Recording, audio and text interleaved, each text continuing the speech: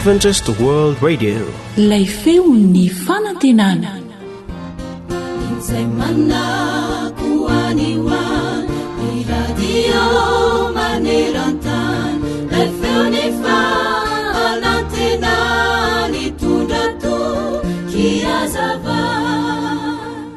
Zato taona tamin'ny taona 1970 nahafatesan'i Louis Pasteur.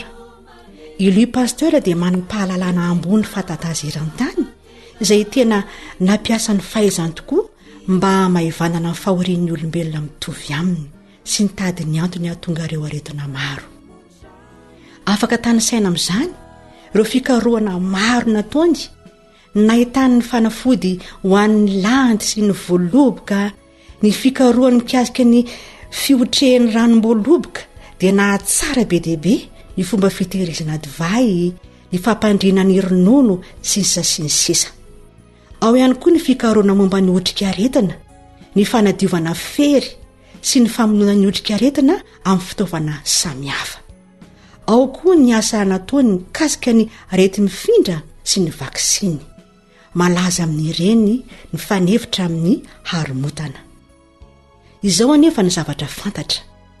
Ny aiky ny fetrany siansa inga Louis Pasteur ka ny lobava hoe tsy mba afaka mahafantatra ny amin'ny fiandohana sy ny fiafiaran'ny zavatra ny siansa. Aminy dia misy sehatra iray izay tsy azo ny siansa hazavaina satria tsy takatry ny sain'olombelona ny herim-pamoronana. Aoka ihany koa isika mba hiaiky ny fahalebiazan'Andriamanitra ray tahaka ny nga Louis Pasteur na dia manam-pahaizana toy inona aza. Eny, anetry tena ka ametraka ny sitrapo sy ny fahaizana rehetra eo ambany fitanany ray be fitiavana. Anio ary apetrao ny zaon'ny fitiavatena sy ny fiheveran-tena ho ambony loatra dia afaka miasa malalaka ao anatsika Andriamanitra ray ka hitarika ny fiainako sy ny fiainanao amin'ny atao rehetra. Izao ny lazain'i Jehova izay nanavitra anao sady namorona anao hatrany am-bohaka. Izao ny lazain'i Jehova Andriamanitra izay nahary ny lanitra sy nanenjana azy, izay namelatra ny tany sy ny vokatra avy aminy, izay nanome fofonaina ny olona eo aminy sy fanahy ho amin'izay mandeha eo aminy. Isaia 2:7 ny 5. Dinimiteny ny Baiboly hanisan'andro no fonaina rasoao am-pofazamalaina fartomotrany andro izao.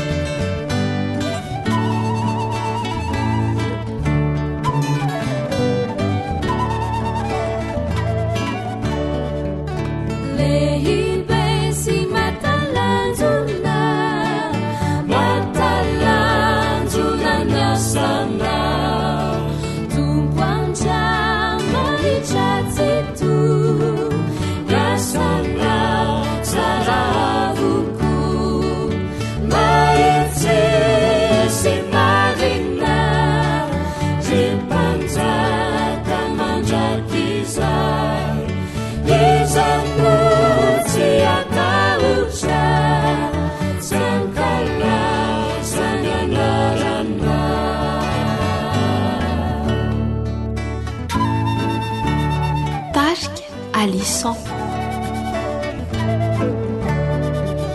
Izandu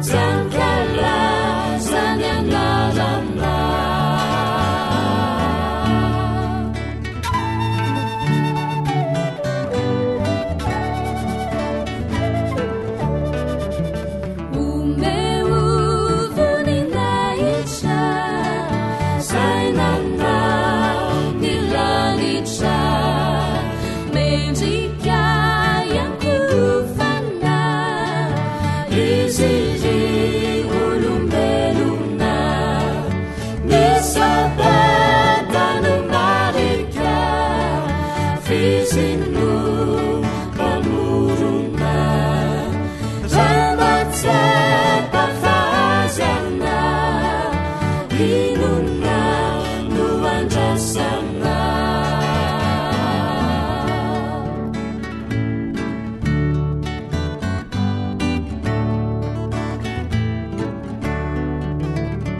Sabatano marika Fizinu pamuruna Ramata pafaziana Inuna no andrasana Sabatano marika Fizinu pamuruna Ramata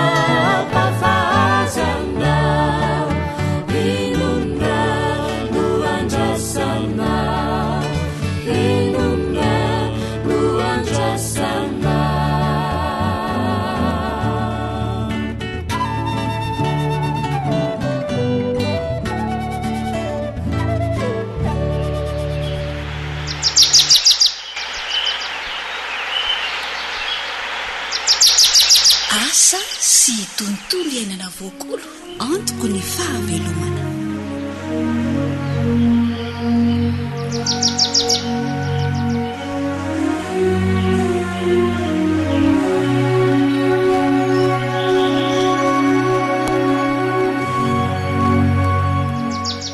misaotra n'andriamanitra lehibe indrindra isika satria samy velonaina mbola tafaraka indray atao anatin'izao fandaharana izao miarahaba tompoko dia mirary ny fitahian'ilay raitsoa antsika rehetra mandrakariva arak'ilay feokira famantarana teo dia fandaharana asa sy tontolo iainana no renesintsika izao koa dia manasanao angilatsofina sy ankafy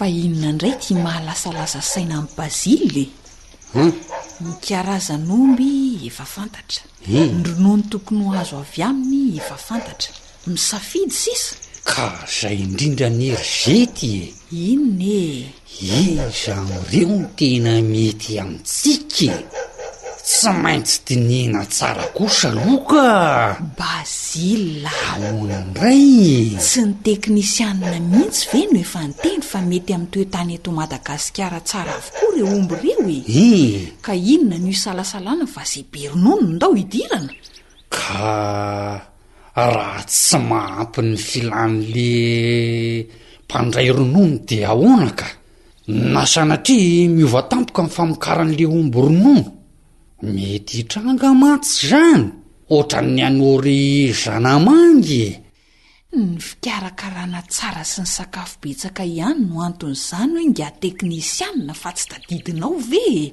rehefa ara-dalàna ny sakafony sy ny fikarakarana ny omby vavy be ronono dia azonao antoka ny ronono meny zay tokoa moa no ny dineny nga teknisianina teo rozety eo indray bazilina taitaitra fa inona fotsiny na le tany raha izany ka efa falifaly amin'le hoe hiratra ihany ny masoandro-piainana dia somary variana kely fa enao koa zahy mihitsy mahavoandry bazilina tony inona ihany avy eo malaky be taraina nefa ny kitotoany betsaka zeto koa dia fa mahay mely mafy zany no iziko zay enino mba hirahantsika roy mifamino karaka ny eritreritrao zao izy no atao zay be ronono ka takatra ny vola rery bazila raha ny tena tiako aloha zao dia le pirouge norvégienne fa miankina amin'ny vola ihany moa ioko ny tena mety dia andao ho fatarina avokoa ny vidiny aloha dia eo sika anao misafidy sa ahoana olonareo tandremindray ary sao varim-bariana sy manonofinofo rehefa any ka zay vao ifamaly any mason'olona any zetya zany no izy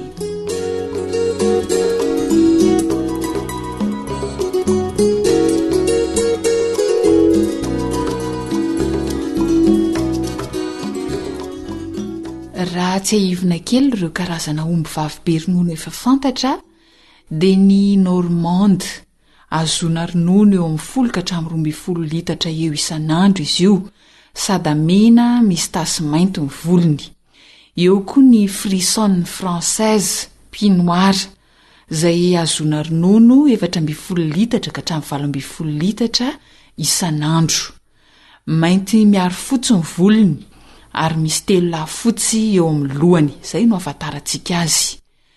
Ny omby vavy be ronono manaraka kosa dia ny pie rouge norvégienne, sady mena na mena ranoray ny volon'izy ity ary mahatratratra any amin'ny 4.10 ka hatramin'ny 12 litatra ihany koa ny ronono mety ho azo avy aminy isan'andro.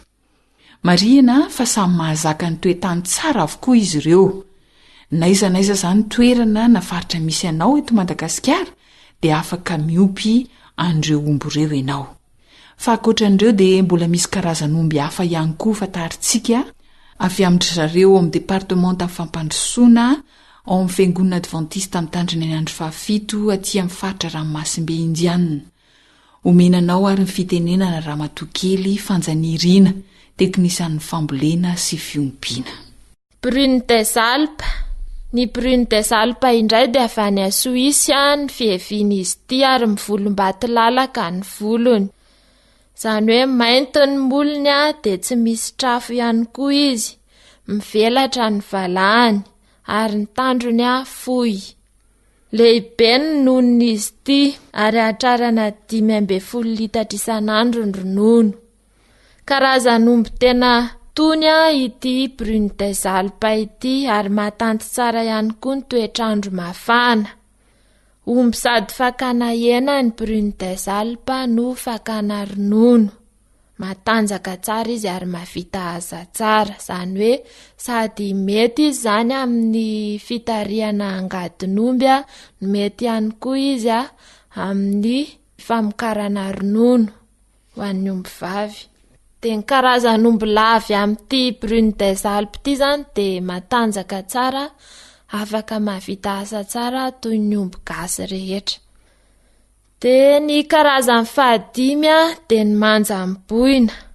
Ty manjam-boina ity moa zany dia fanakambanana omby anankiroa, ny rain'omby omby lava amin'ny brune des Alpes nakambana tamin'ny omby vavy gasy.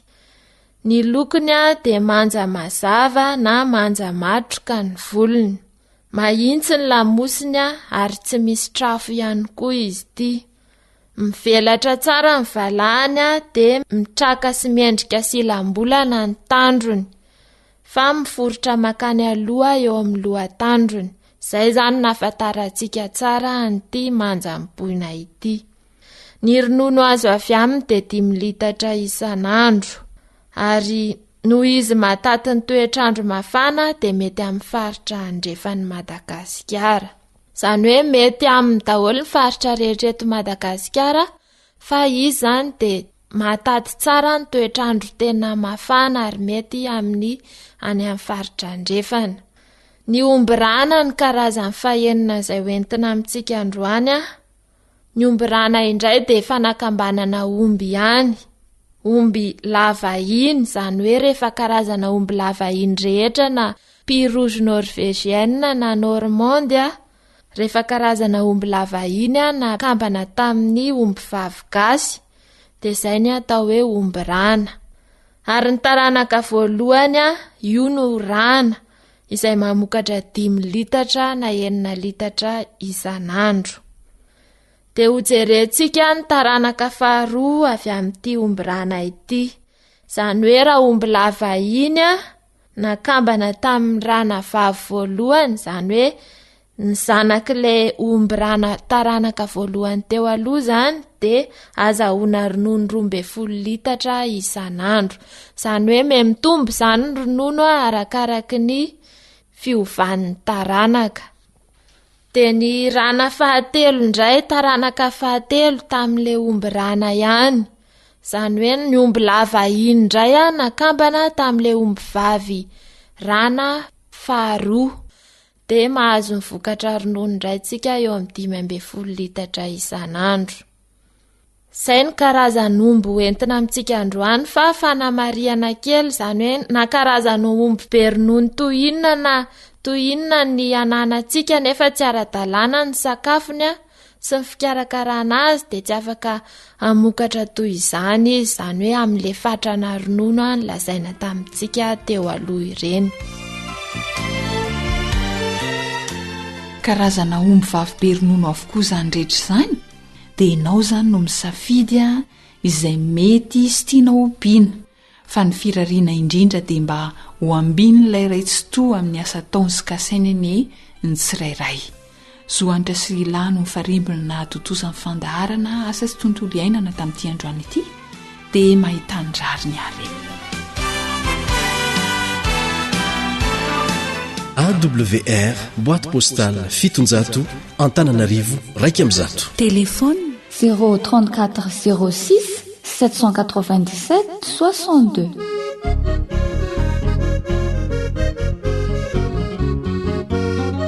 Tarika feon'ny Kalvari.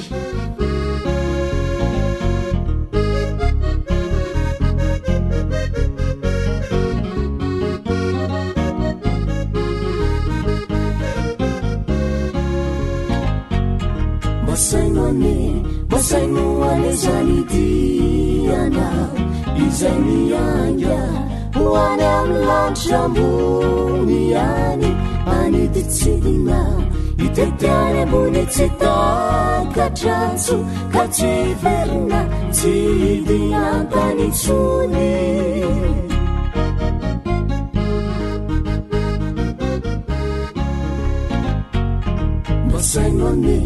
Basainoane zany diana izay mianga hoany amin'ny lanitra ambony any aniditsidina itetiany ambony tsy takatratso ka tsy verina tsy hidiantany intsony.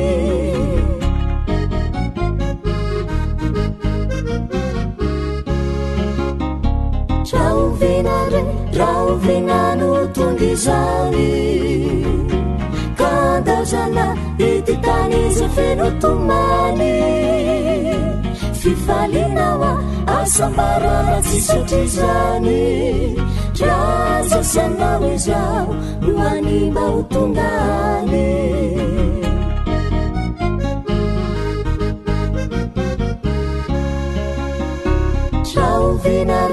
Rauvinano tungizani kandazana ititaniza fenotumani fifalinawa asambarana tisotizani raza sanaweza muanima utungani. Akoatra ny fienoana amin'ny alalan'ny podcast dia azonao atao ny miaino ny fandaran'ny AWR sampana teny malagasy amin'ny alalan'ny Facebook isanandro amin'ity pejy ity AWR feon'ny fanantenana. Si anurireo zavaboary tsy mbola hita tety tenukaganao fa hitaniko reo namana sy reo olona tsy voapentiny ho tanitany.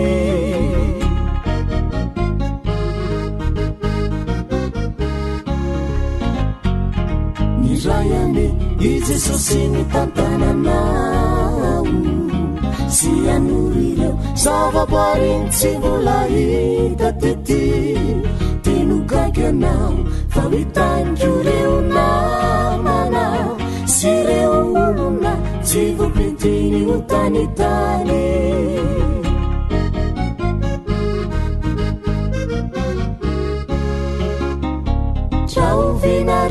Rauvinano tungizani kandazana ititaniza fenotumani fifalinawa asambarana tisotizani raza sanaweza muanima utungani.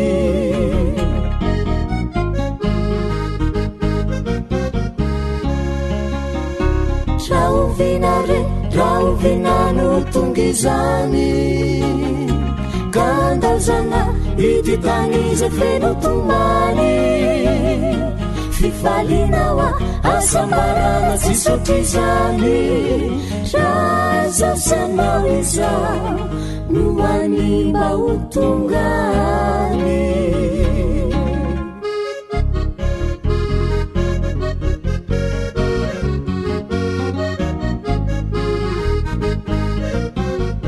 lay feo ny fanantenana AWR manolotra ho anao feo ny fanantenana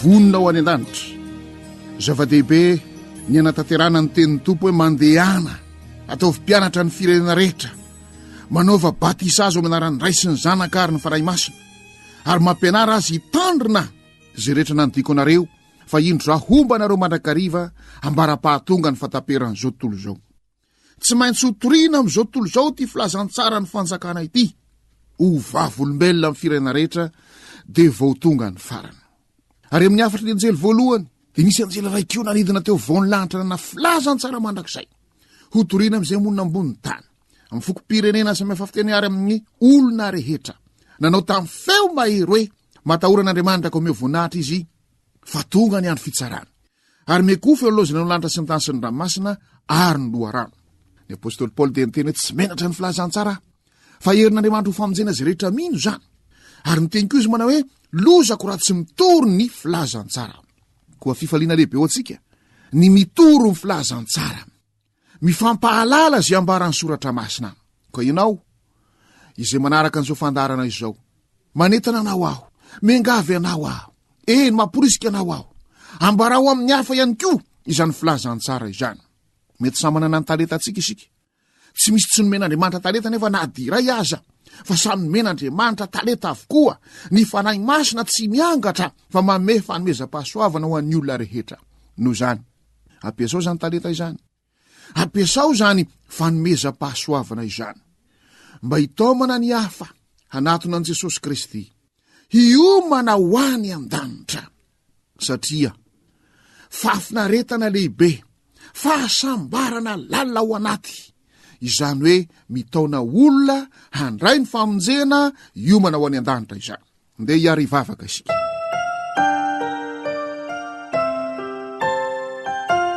Tompoandriamanitra ay raha ny tsara indrindra any an-danitro ianao namorona izao rehetra izao ianao no naniraka an' Jesosy zanakako hamonjy izao rehetra izao ary ianao no mampihetsika anay isan'andro antom-piainanay antom-pivelomanay Jesosy malalo misaotra anao zahay nanaiky hamorona anay fa ianao lay teny tao amin'Andriamanitra lay teny Andriamanitra lay niteny hoe misia ary izany naharina izao rehetra izao ianao naharina izao rehetra izao fa izay mino anao ary izay manaraka anao no voavonjy ry fanahy masino misaotra anao zahay fa ianao lay hery izay nentina naharina ny zavatra rehetra ianao lay nampanatenain'i Jesosy tsy hamelanareo kamboty aho tsy hamelanareo irery aho fa niraka ny fanahiko aminareo fa izy no hampianatra anareo ny zavatra rehetra izy no hitaridalanaareo amin'ny marina rehetra izy no hampaiky an'izao tontolo izao ny fagamarinana fitarana ny fahotana izy no hampatsiaro ny zavatra rehetra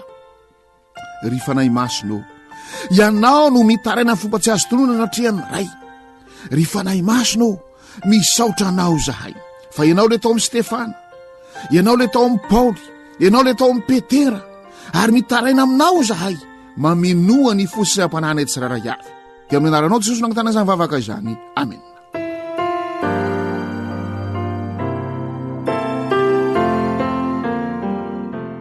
vonona ho any an-danitra olona telo farafahakeliny no efa voambarany baiboly fa lasany an-danitra Enoka, Mosesy, Eli rehefa mamaky ny baiboly koa nefa isika rehefa indro Jesosy Kristy fa nitsangana tamin'ny maty dia nisy olona nitsangana tamin'ny maty niaraka taminy nivoaka ny fasana de nitetitety tao tanàna aloha ao amin'ny Matio 7:20 manasanao mba hamaky an'izay Matio 7:20 dia ovakitsika ny andininy 20 Matio 7 aminaran' Jesosy ary nisokatra ny fasana ka maro ny fatiny ola masina zay fa nodimandry no natsangana.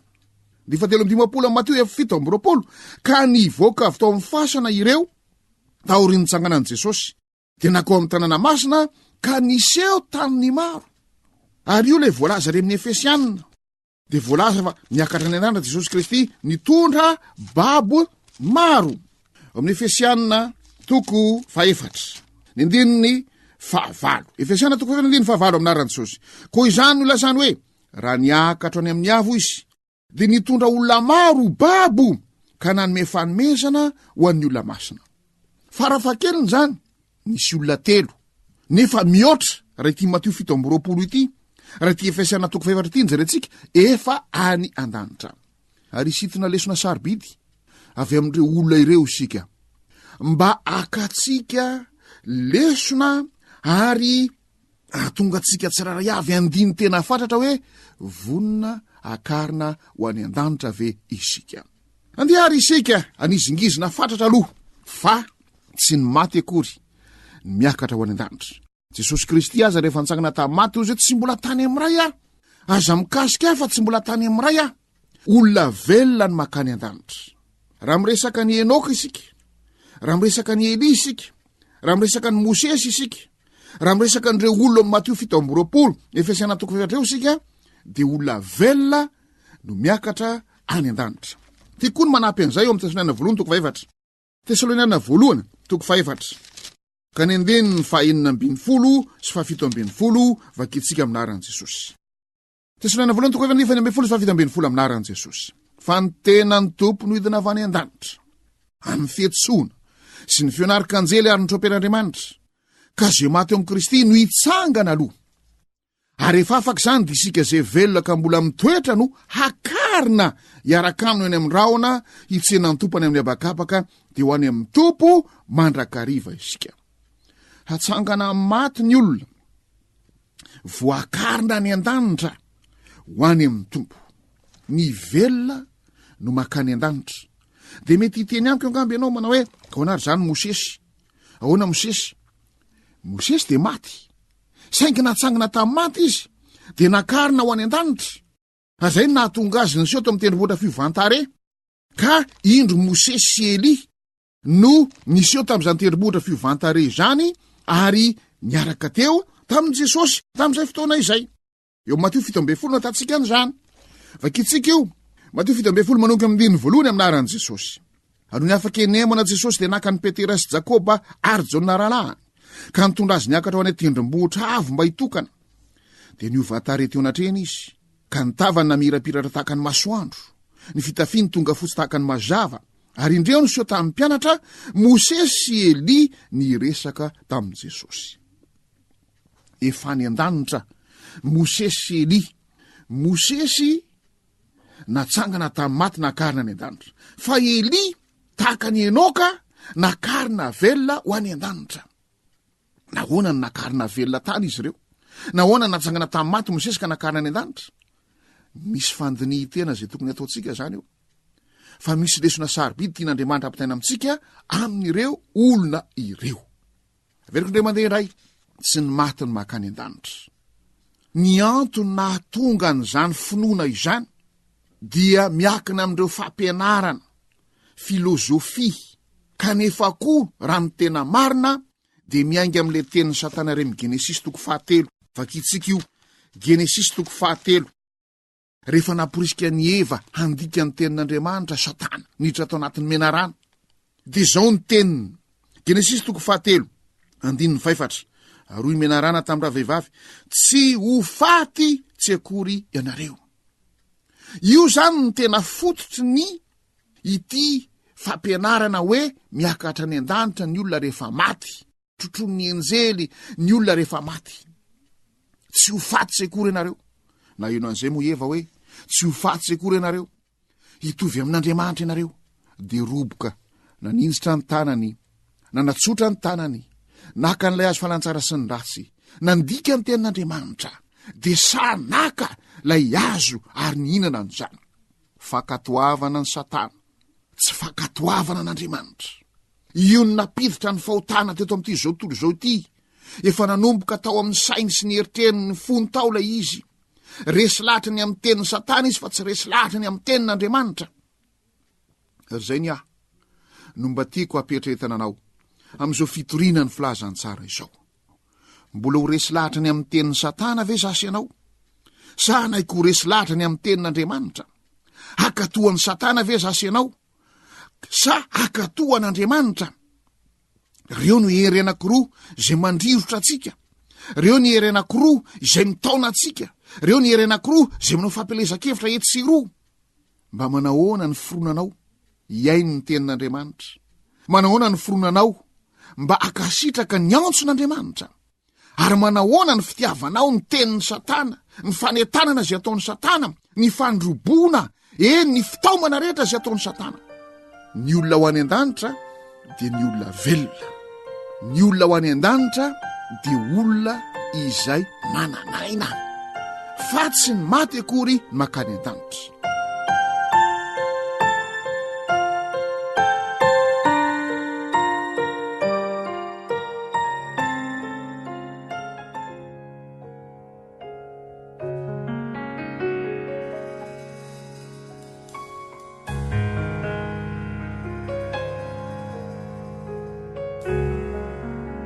Heritage Singers.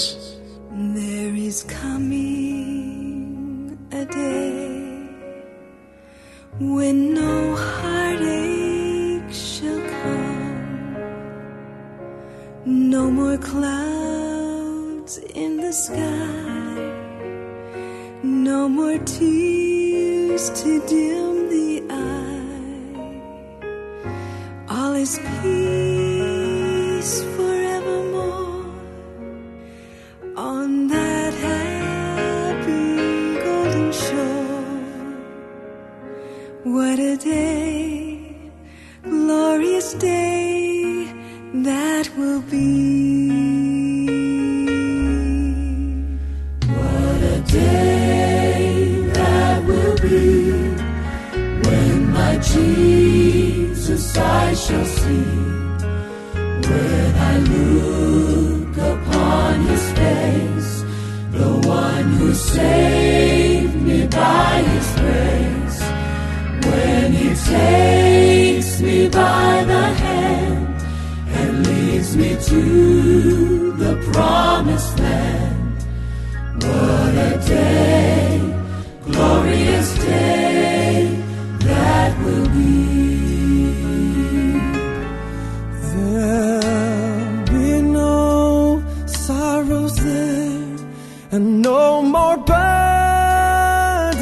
to bear, no more sickness and no more pain, no more parting over there, and forever I will be with the one who died for me. What a day, glorious day that will be. Oh, what a day that will be when my Jesus I shall see, when I look upon his face, the one who saved me by his grace.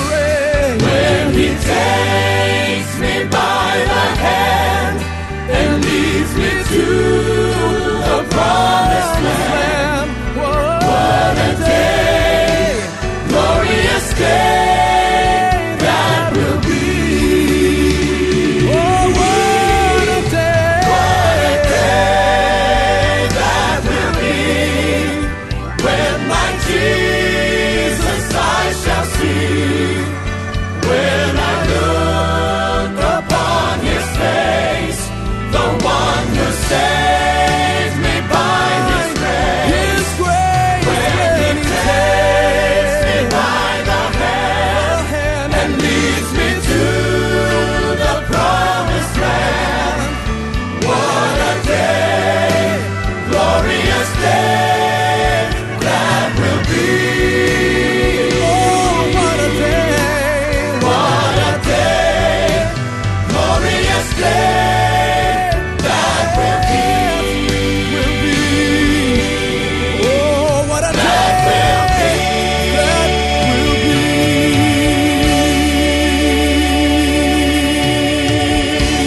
voice of hope.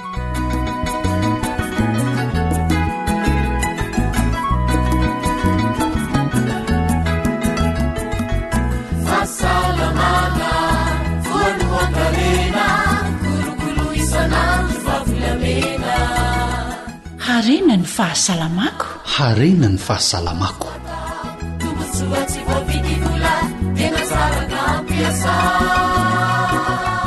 Fandaharana vokarin'ny radio feon'ny fanantenana ho anao miaraka amin'ny sampanasa adventista medidin'ny fitsaboana aty amin'ny faritry ny ranomasimbe indianina.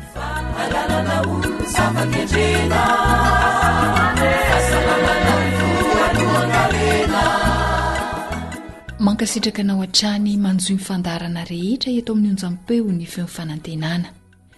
Iaraka ato anatin'ny fandaharana renan'ny fahasalamako indray sika izao koa dia manasanao angila tsofina ankafy ny fiarahana.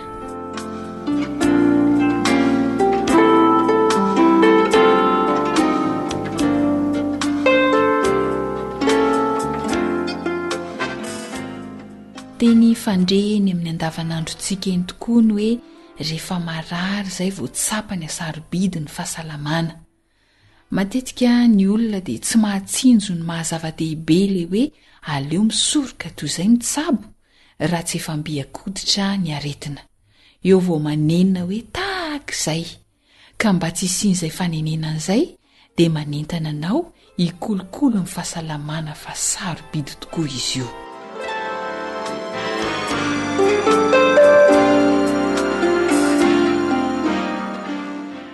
Misaotra n'Andriamanitra manokana isika nomeny ireny mpitsabo ireny ahatonga antsika anana fahasalamana. Anio ary dia manana vahiny ny fandaharana ny dokotera mpandidy Razafinjatovo Williams Colgate. Iresaka izay mahasoa ny fahasalamanao indrindra izy teo amin'ny micro namana Rila koa dia manasanao anaraka izany ao aorian'ity feokirakely ity.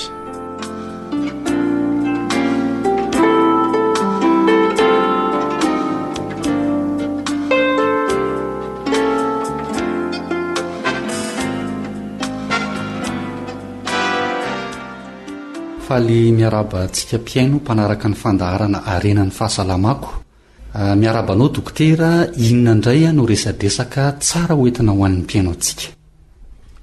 Miarabanao koa ary miaraba ny mpiaino ny radio amin'izao fotoana izao ary manantitrantitra ny firaritsoa. Raha ohatra manko ka mieritreritra antsika dia mbola tombontsoa lehibe ho antsika mihitsy no mbola azahoantsika miresaka momba ny fahasalamana eto. Androany antsika dia jery momba ny fitaizana na ny fikolokoloana ny voa na hoe rein. Ia, iresaka mahakasika ny fikolokoloana ny voa isika na ny rein. Inona moa dokotera ny aretina matetika mpahazo ny voa na ny rein? Efa hitantsika tany alolo-tany any ny aretina matetika izay mahazo anazy io toy ny vato. Rariny loatra angamba raha hijery an'izay hoe fitaizana na fikolokoloana azy izay tsika mba hisoroantsika ny aretina aleo misoroka atao izay mitsabo. Mampisy fanantenana tokoa no hoe azo tezaina na kolokoloina ny voa mba tsy ho tratran'ny aretina matetika mpahazo azy dia tsy inona izany fa ny vato. Inona avy re izany dokotera no azo atao ho fikolokoloana ny voa? Amin'izay toe-javatra izay dia misy lafin-javatra vitsivitsy tsara ho jerena raha amin'izay fitaizana na fikolokoloana ny voa izay. Voalohany indrindra dia amin'ny fisotroana rano. Ny lafin-javatra faharoa dia amin'ny zavatra hohanina. Ny lafin-javatra fahatelo sy fahaefatra ary fahadimy dia ny tahan'ny siramamy amin'ny vatan'olombelona, ny tosidra ary ireo tsimokaretina izay mety hanimba ny voa. Misy lafin-javatra vitsivitsy natao hikolokoloana ny voa araka izay niresahan'ny dokotera Razafinjatovo Williams Colgate tamintsika mpiaino teo. Ka hono a dokotera, mba azonao velabelarina amin'ny mpiaino antsika ve ireo lafin-javatra vitsivitsy ireo? Ny eo amin'ny hoe rano fisotro,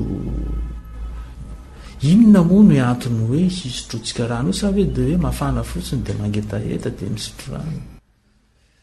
ny rano zay sotrotsika io zany a de mamoaka nyreo pozina ao amin'ny vatantsika any amin'ny fivalanandrano amin'ny atsemboana sy ny sisa sy ny sisa ka raha tsy misotro rano zany atsika de miandro rano dolo reo pozina reo ka noho izany a vo mifomaraina atsika de tsara ny misotro rano 30 minitra alohan'ny sakafo atoandro koa de tsara misotro rano ary adiny 3 na adiny 4 alohan'ny toromaso amin'ny alina de tsara misotro rano.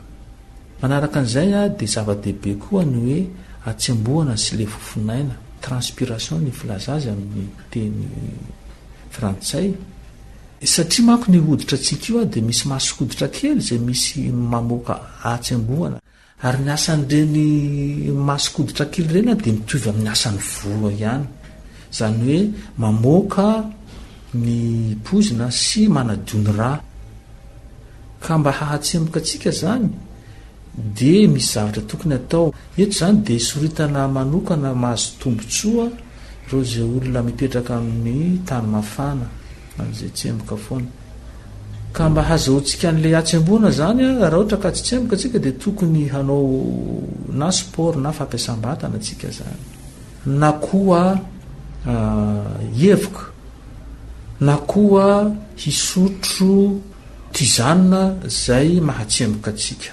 zava-dehibe loatra zany io satria manadio ny vatantsika manadio ny masokoditra manadio ny rà koa zay a ny momba ny amin'ny rano ny momba ny amin'ny sakafo indray a de efa voalaza tany aloha ihany izy ty fa mbola manantitrantitra indray mandeha ampitomboana ny finanana voankazo sy ny legioma satria ireny a no betsaka rano ireny a no betsaka vitamine ary izy ireny koa no manampy ny voa hamoaka an'ireo le poizina amin'ny vatantsika zany ohatra hoe ny acide urique zay mahatonga goutte sy ny karazany sy ny sisa sy ny sisa de ahena ny finanana hena satria tsara soritana fa raha olona efa marary voa no mbola merimina-kena de vo maika lasa misy akasarotana zany a leo amin'ny voa zany zay de mbola veriko eto indray a mbola manamafy indray a ny fisotroana ranony voasary makirana isan'andro ny ranona voasary makirana zany a de mamoaka andreo le fakofakona poizina ao amin'ny rà ohatra hoe ny acide urique zay mahatonga ny goutte de manamora koa ny fiasan'ny voa ary misoroka ny fiforonan'ny vato lafinjavatra roa zay a ny rano sy ny sakafo tena zava-dehibe zay re olona ary ao tsara no fikolokoloana io voanao io de inona indray a ny lafinjavatra manaraka dokotera eto zany a de amafisina mihitsy fa tokony hanaramaso ny fahasalaman'ny ady vava sy ny tenda isika satria misy le tsimokaretina hoe streptocoque mamparary ny tenda nefa raha ohatra ka miverimberina matetika io aretina io a de mety hisy fiatraikany amin'ny voa fiatraikany zay tsy azo tsaboana intsony raha ny fomba fitena azy de hoe irréversible ka tsara mihitsy zany a io le fanarahamaso ny ady vava sy ny tenda io akoatran'izay moa de tsaratsara koa zany tsika mba manatona tompom-pahasalamana mijery ny tosidra mijery ny tahany siramamy tosy zay sy zay zany a ny fitaizana na ny fikolokoloana na fikarakarana ny voa ia amaraparana ny resadresaka amin'n'tian'io ty sika dokotera inona reny no afatra mba tianao ampitaina ho an'ny mpiaino atsika etam-pamaranana de manao antso zany hoe aleo misoroka tozay mitsabo a fa zavatra mora atao zany izy io araka le voalaza hoe nininona ho antsika nininona fisotrotsika de atao voninatr'Andriamanitra izany sotra tompoko de mankasetraka indrindra tompoko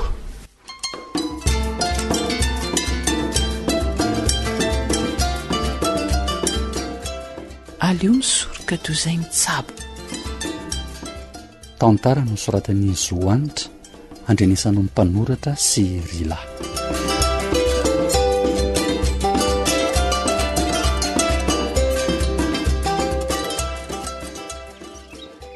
Ka nanahoany mbola zavozery biby a? Tena mety efarany fandidiana hony, ngatsy loza. Fa ahoana hony? Sare. Fa inona ary ny tena azo amin'ny valy? Asa ho afa, mbola tena mijery azy tsara ao reny dokotera moa zana andeha nodiko. Aleo aho any mianoatra fa mampalahelo izany. Aleo za mihitsy no amatatra ny zava-misy fa enao ty miboredika tsy hita hoe inona ny tena aretina sy ny tokony ho atao. Andana mihitsy fa lehilahy koa ny tena ilaina any. Aleo ny vehivavy karakara sakafo sy anaty bary. Zay hoa.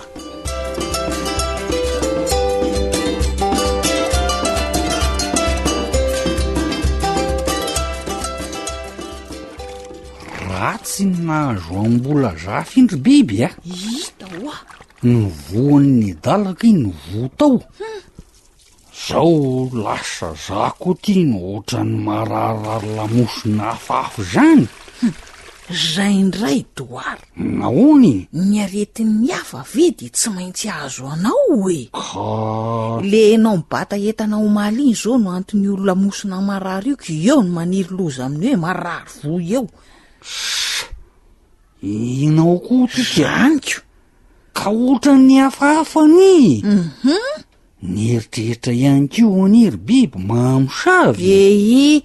Mbola salama ny voanao ry doara. Ny fikolokoloana azy ho salama tsara trano no tokony hiverinao zao. Ka aiza no aizako an'izany ry biby a? Zanga dokotera aminao. Doara.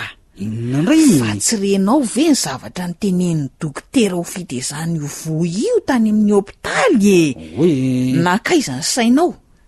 Fa nga nisy an'izany? Hoatray le rangaty le retsy a. Hoe ahoana toko moro biby ho dokotera? Enoy tsara. Mila misotro rano ny olona raha vao mifo i dokotera. De misotro ihany koa 30 minitra alohan'ny sakafo atoandro. Misotro rano ihany koa adiny 3 na adiny 4 alohan'ny atoriana. Fikolokoloana ny voa avokoa zany. Zany tokoa moa? Eny e. Zay vao tadidiko.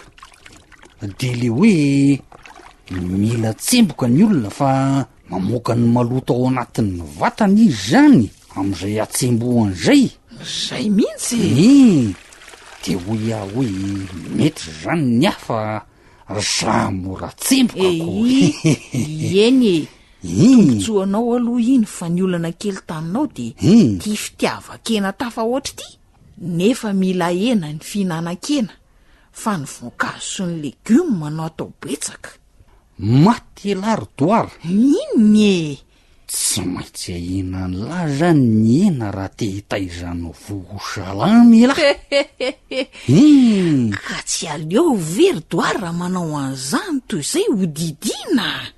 Marina zany de moa inona avy moa le tokony araha maso mandrakariva any amin'ny dokotera biby a?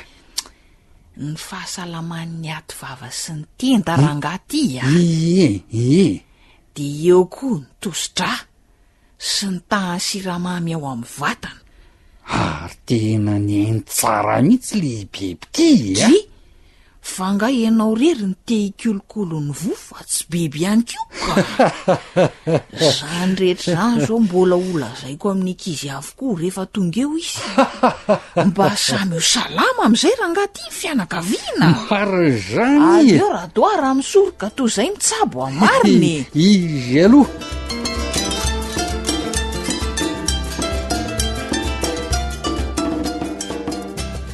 Samy resy lahatra angambany rehetra fa anisan'ny taova manandanja sy misahana asa goavana eo amin'ny vatan'ny olombelona ny vo na ny rein. Ka raha soroana re ny tsy ahatratry ny aretina azy io, tsy aleo misoroka sa ahoana ho ianao? Andao any ho averintsika kely ireo tokony atao hitezana ny vo na ny rein araka ny nazavain'ny dokotera teo hoe mila misotro rano isika raha vao mifo, mila misotro rano ihany koa 30 minitra alohan'ny sakafo atoandro, ary ihany koa misotro rano adiny 3 na adiny 4 alohan'ny atoriana, fikolokoloana ny voa avokoa zany. Zava-dehibe ihany koa ny mamoaka tsemboana, ka raha olona tsy tsemboka ianao dia misy torohevitra natoron'ny dokotera teo. Manao fanatanjahantena hoy izy, na mampiasa vatana, na ihany koa mihevoka ivoahan'ny atsemboana, na misotro tizanina mahatsemboka. Naporisihan'ny dokotera ihany koa sika mba hampitombo ny fihinanana voankazo, fa anena kosa ny fihinanan-kena, fitezana ny voa avokoa zany rehetra izany. Ary ny farany kanefa tsy ny kely indrindra dia namafison'ny dokotera teo ny tokony hanatonana dokotera hijerena ny fahasalaman'ny ativava sy ny tenda, mijery ihany koa ny tosidra mba ho ara-dalàna ary ny tahany siramamy ao amin'ny vatana. Tsy zavatra sarotra akory tokony kolokoloana ny voa izay noresahan'ny dokotera tamintsika teo ireo, fa mila fahavarana kely fotsiny. Tsy aleo ary ve mampiatra an'ireo dia ho voasoroka ny aretina mety ahazo ny voa e. Ifarana treto indray ary aloha ny fandaharana renan'ny fahasalamako tamin'ity androany ity. Ankasitrahana indrindra ny dokotera Mpandidy Razafinjatovo Williams Golgat izay nampahafantatra ny Malagasy ny fikolokoloana na ny fitezana ny voa na ny rà. Andriamanitra ny hita azy sy ny ankonany mandrakariva. Isaorana ihany koa enao mpiaino nanaraka ny fandaharana. Zoanitra Srilano ny farimbona nahatotosan'ny fandaharana renan'ny fahasalamako, ny ekipa ny AWR rehetra kosa manonao anao ny teny soratra masina manao hoe ry malala, mangataka mba ho ambinina sy ho salama amin'ny zavatra rehetra ne ianao, tahaka izay hanambinana ny fanahinao ihany. Amen.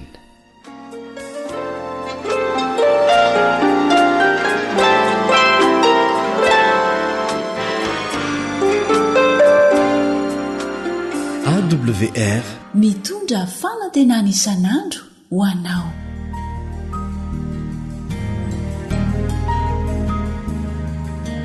Faniteninao no fahamarinana. Taridalana manokana fianarana baiboly avoaka ny Fiangonana Adventista maneran-tany. Iarahanao amin'ny feon'ny fanantenana sy ny departementany sekoly sabata.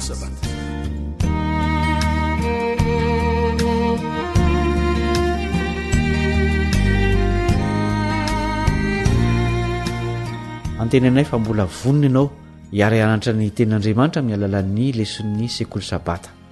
Ny amin'ray aman-dreny sy zanaka no ianarantsika mandritra ny andro vitsivitsy. Ny lohatenin'ny fianarana an'io dia heverina fa alianantsika rehetra, irina mba andraisantsika lesona lehibe rehefa miala amin'Andriamanitra ny zanakao.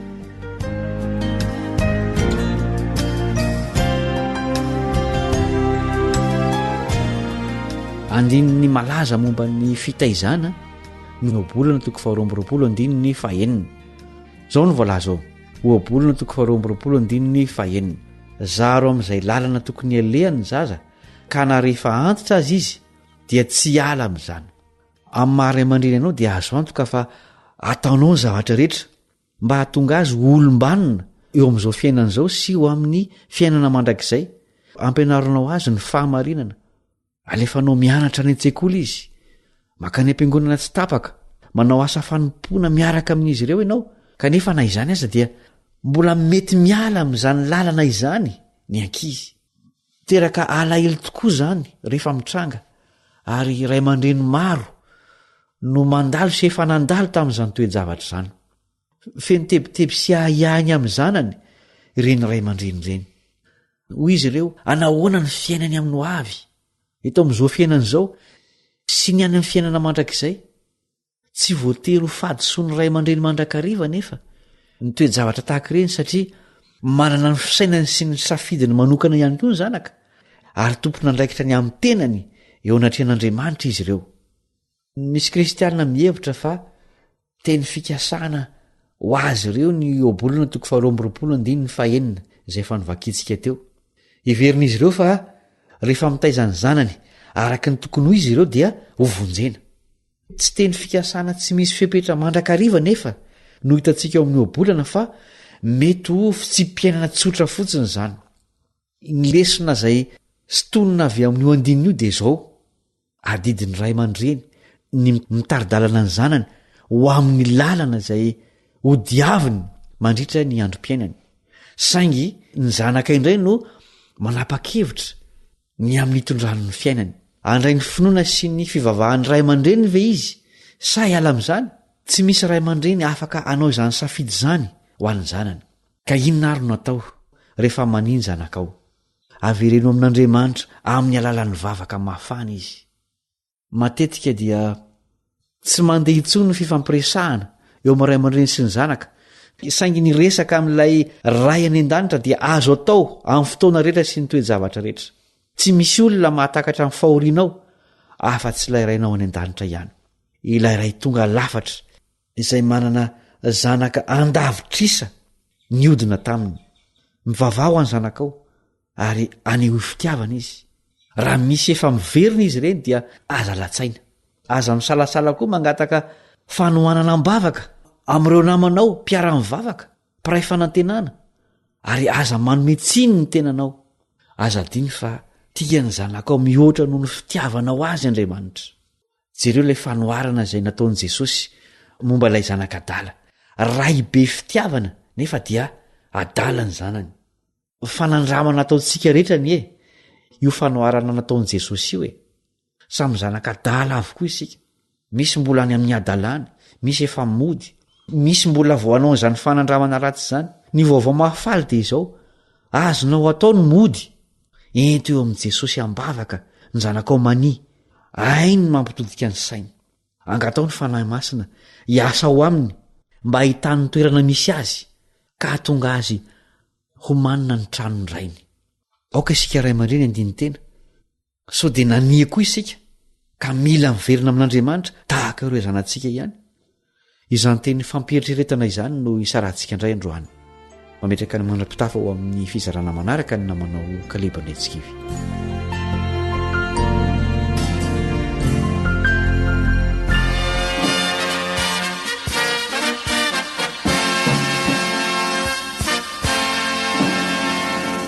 Adventist World Radio, The Voice of Hope.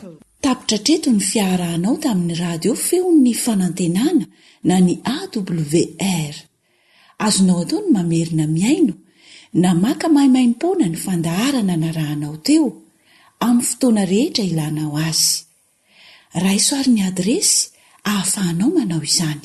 www.awr.org. Mandrapitafa indray ary.